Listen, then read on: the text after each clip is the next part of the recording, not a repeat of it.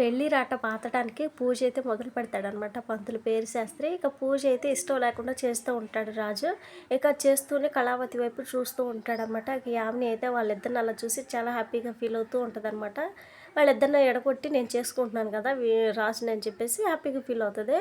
ఇక అలా కొనసాగుతూ ఉంటుందన్నమాట. ఇక అప్పుడే ఇక రాత పాతాక దానికి మొక్కులు మొక్కిస్తూ ఉంటాడనమాట పంతులు. ఇక యామిని అయితే కావాలని కళావతి గారు రండి పెళ్లి రాటకి హారతి ఇవ్వండి అని చెప్పేసి అంటూ ఉంటుందన్నమాట. ఎందుకు అలా కంగారు పడుతున్నావు యామిని, దగ్గరుండి నేనే పెళ్లి జరిపిస్తానుగా, హారతి మాత్రం పెద్దవారు మీ అమ్మగారు ఉన్నారు కదా ఆవిడతో ఇప్పించని చెప్పేసి అంటూ ఉంటుందన్నమాట. ఇక వెంటనే ఇందిరాదేవి భలే చెప్పావు కళావతి, ఎవరు చేసే పని వాళ్ళే చేయాలి, మరి పెద్దవాళ్ళే హారతి ఇవ్వాలి, ఈ మాత్రం కూడా తెలియదా యామిని నీకు అని చెప్పేసి అంటూ మీ అమ్మగారితో హారతి ఇప్పించు అని చెప్పేసి చెప్తుంది అనమాట. సరే నేను చెప్పేసి ఇక వైదేహి హారతి తీసుకొని రాటకైతే హారతి ఇస్తుండగా ఇక అప్పు వాళ్ళ ప్లాన్ ప్రకారం అదైతే విరిగిపోతుంది.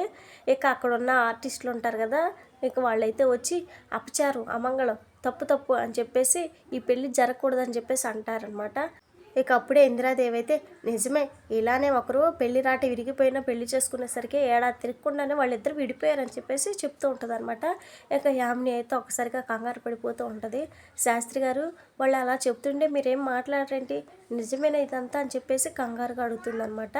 ఇక వెంటనే మన పేరు శాస్త్రి అయితే అమ్మ నేను ఒకసారి పంచాంగం చూసి ముహూర్తం పెట్టానంటే అందులో ఎటువంటి తిరిగి ఉండదు అని అంటాడనమాట. మరి ఇలా ఎందుకు జరిగిందని చెప్పేసి ఇందిరాదేవి అయితే అంటదనమాట. ఏవో దుష్ట శక్తులు ఈ పెళ్ళిని ఆపాలని చూస్తున్నాయి. సరే మీరంతా ఎంతలా భయపడుతున్నారు కాబట్టి ఎటువంటి దోషాలు లేకుండా చేయడానికి ఆ దుర్గామాతను పూజించి కుంకుమతో అభిషేకం జరిపిస్తే అన్ని దోషాలు పోతాయని శాస్త్రం చెప్తుందని చెప్పేసి శాస్త్రి అయితే అంటాడనమాట. కానీ వైదేహి మాత్రం ఇంకా భయపడుతూనే ఉంటుందన్నమాట. ఇక ఆ ఏర్పాట్లు చేయండి, అయినా ఈ శాస్త్రి హిస్టరీలోనే పెళ్ళి మొదలుపెట్టిన తర్వాత ఏ పెళ్ళి ఆగలేదు, ఆగదు కూడా, నేను మాట ఇస్తున్నా వెళ్ళండి అని చెప్పేసి అంటాడనమాట. ఇక ఇందిరాదేవి అపర్ణాదేవి అయితే పక్కకి వెళ్ళి అమ్మో ఈ పంతులు చాలా ప్రమాదకరంగా ఉన్నాడు, ఇతగాన్ని ఎక్కి తొక్కాలంటే మనకు ఒక బుల్డోజర్ లాంటి మనిషి కావాలి, అలాంటి వారు ఎవరున్నారా అని చెప్పేసి ఆలోచించి ఇద్దరు ఒకసారి కనకం అని చెప్పేసి అంటారనమాట. ఇక అప్పుడే కనకం అయితే వస్తుందన్నమాట వాళ్ళ దగ్గరికి.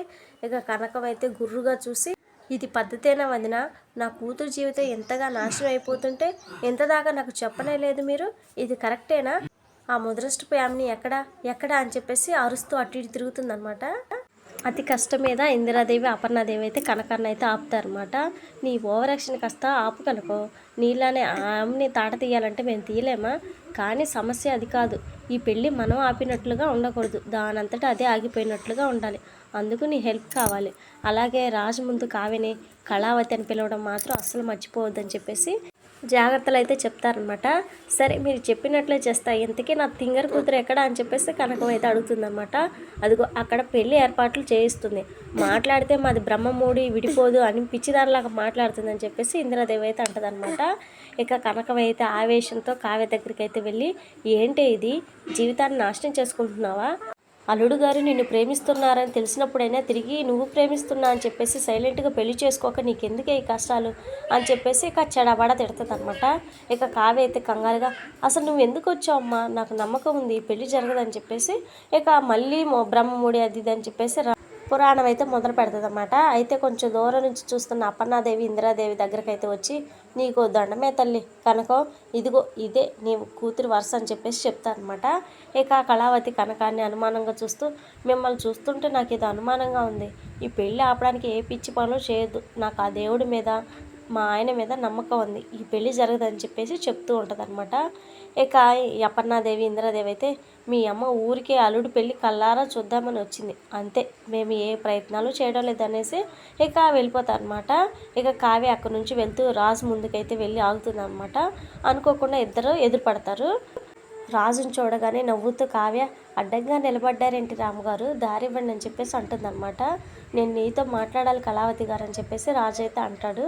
రాత్రి మాట్లాడారు కదా ఫోన్లో అని చెప్పేసి కావ్య అయితే తప్పించుకోవడానికి వెళ్ళబోతుండగానే ఇక చేయి పట్టుకొని ఆపి అది కాదండి అని చెప్పేసి రాజు అయితే కావ్యతో ఇక తన మనసులో ఉన్న మాట చెప్పేలోపు యామిని అయితే చూసి దగ్గరకైతే వస్తుందన్నమాట. బావా నువ్వు ఇక్కడున్నావా అని చెప్పేసి కళావతి గారు మీరు ఇక్కడే ఉన్నారేంటి, పంతులు గారు చెప్పిన దోష నివారణ అమ్మవారి పూజకి ఏర్పాట్లు చూడండి వెళ్ళండి అని చెప్పేసి ఇక ఇద్దరిని మాట్లాడుకోకుండా చేసేస్తారన్నమాట. ఇక పంతులు అయితే తన శిష్యులతో కలిసి అమ్మవారి దోష నివారణ పూజకి ఏర్పాట్లు అయితే చేస్తుంటాడు. అయితే కొంచెం దూరం నుంచి అపర్ణాదేవి ఇందిరాదేవి కలిసి ఇక కనకానికి ఆ పేరు శాస్త్రిని దూరం నుంచి చూపిస్తూ, అదిగో అతడే పేరు శాస్త్రి, ఈ పెళ్ళికి ముహూర్తం పెట్టింది కూడా ఆయనే, అందుకే ఈ పెళ్ళి ఎట్టి పరిస్థితుల్లో ఆగనివ్వనని అంటున్నాడు, చాలా ఓవర్ యాక్షన్ చేస్తున్నాడు, మనం ఎలాగైనా అతడి పీడ వదిలించుకోవాలి, ఈ పెళ్ళి ఆపాలంటే ఆయన సమస్యగా మారాడని చెప్పేసి చెప్తారనమాట.